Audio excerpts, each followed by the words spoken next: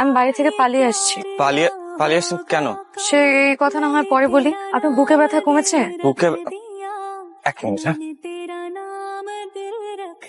মেয়ে তো পালায় চলে আসছে। কোন মেয়া? আরে তোমা তোমাকে না?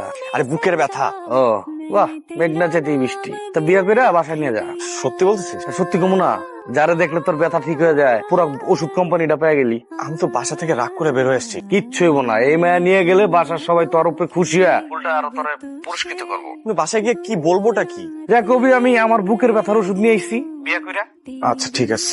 এই আচ্ছা মানে চেনা নাই জানা নাই আর মায়ের তুই বিয়ে করে সংসার করবি? মায়া জানতেছে না, দিয়া যা, বিপদ দেখে আনতেছে গাদার বাচ্চা।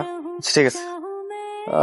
10 বছর প্রেম করে বিশ্বাস পায় না মানুষ, একদিনের পরিচয় মায়া পাগল হয়ে গেছে, আর মাইয়া চলে আইছে। মাইয়া না জিন। আপনার বাসা কই? 13 নম্বর সেক্টর 4 নম্বর রোড। আসেন, কোথায় যাচ্ছি? ওঠেন তারপর বলতেছি। আসেন।